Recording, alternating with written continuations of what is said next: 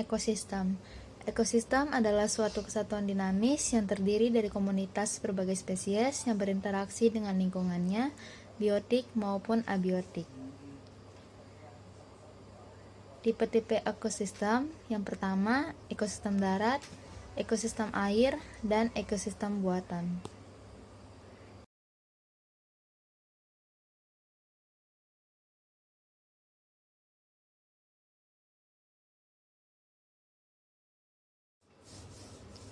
Rantai makanan di daerah sawah, yang pertama ada padi sebagai produsen, burung sebagai konsumen pertama, ular sebagai konsumen kedua, dan yang berikut ada dekomposer yaitu fungi.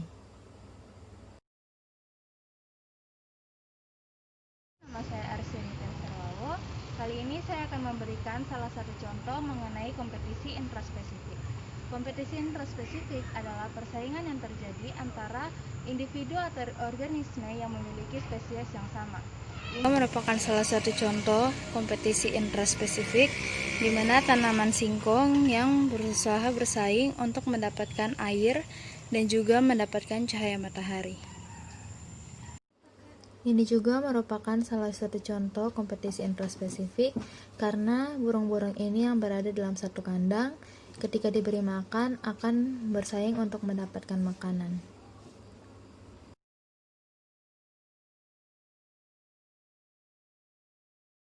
Kompetisi interspesifik. Kompetisi interspesifik adalah persaingan yang terjadi antara organisme atau individu yang berbeda spesies dalam satu lahan. Contohnya yaitu tanaman jagung dan rumput liar. Pada kompetisi ini, tanaman jagung dan rumput saling memperebutkan sathara dan nutrisi lainnya. Spesies yang memiliki adaptasi yang kurang baik akan mendapatkan sedikit sumber daya yang dibutuhkan dari satu ekosistem. Hal tersebut mengakibatkan adanya spesies yang lebih dominan untuk bertahan hidup, sementara spesies yang lainnya akan mengalami kepunahan.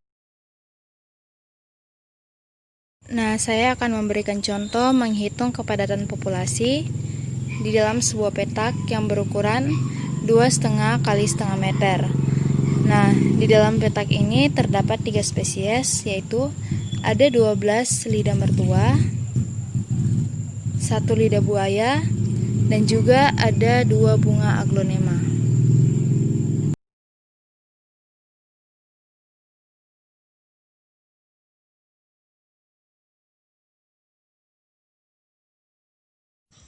Sampah merupakan material sisa yang tidak diinginkan setelah berakhirnya suatu proses.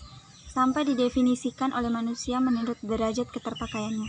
Sampah dibagi menjadi dua, yaitu pertama, sampah organik adalah sampah yang berasal dari sisa makhluk hidup yang mudah terurai secara alami tanpa proses campur tangan manusia untuk dapat terurai. Sedangkan sampah anorganik adalah sampah yang sudah tidak dipakai lagi dan sulit terurai.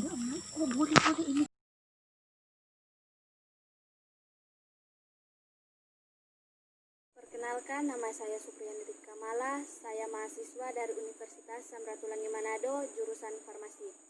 Di sini saya akan menjelaskan sedikit mengenai simbiosis komensalisme.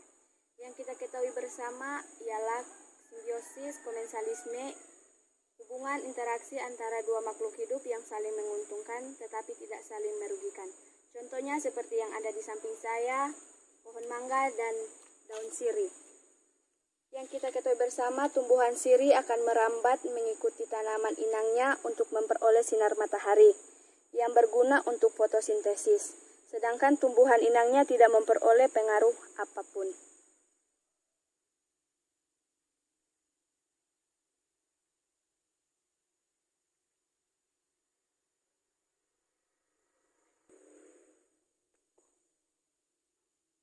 Sekian dari hasil penjelasan saya, semoga bisa bermanfaat. Terima kasih. Perkenalkan, saya Arnelita Glorencia Rorong. Di video ini saya akan membahas mengenai simbiosis. Apa itu simbiosis?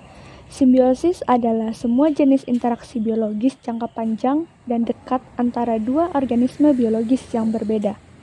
Nah, di sini saya akan menjelaskan mengenai simbiosis mutualisme dan simbiosis parasitisme.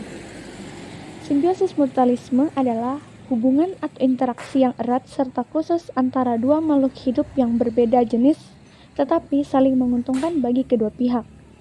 Simbiosis mutualisme ini ada juga yang merupakan kewajiban, yang artinya organisme yang terlibat membutuhkan satu sama lain untuk bertahan hidup. Contohnya adalah simbiosis mutualisme dapat dilihat di sekitar kita, baik pada hewan, tumbuhan, bakteri, bahkan manusia. Contohnya, interaksi antara bunga dan kupu-kupu yang menjadi contoh simbiosis mutualisme yang umum dikenal. Kupu-kupu menghisap madu dan nektar pada sari kelopak bunga untuk dijadikan makanan. Proses itu juga membantu penyerbukan dari bunga. Keuntungan akan didapatkan oleh kupu-kupu yang mendapat makanan yaitu berupa madu dan nektar.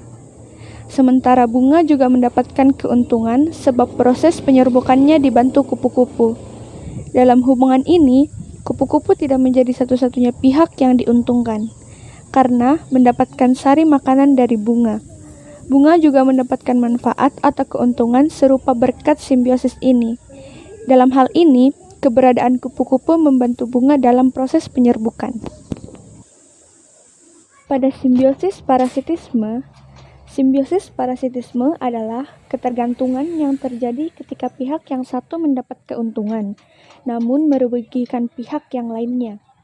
Bahkan, inang bisa mati sebagai akibat dari simbiosis ini, yang artinya organisme parasit yang berukuran lebih kecil dan dapat berkembang biak lebih cepat ini membutuhkan makhluk hidup lain untuk kelangsungan hidupnya, baik itu untuk sekedar menjadi tempat tinggal ataupun sumber makanan. Contoh simbiosis parasitisme adalah padi dan belalang. Karena tumbuhan padi dimakan oleh belalang sehingga padi akan mati atau padi akan rusak akibat dimakan belalang serta mengakibatkan produksi padi berkurang. Dalam hal ini, belalang merugikan padi dan padi menguntungkan belalang. Karena belalang adalah hama yang merugikan perkembangan pada tumbuhan, maka dikatakan simbiosis parasitisme.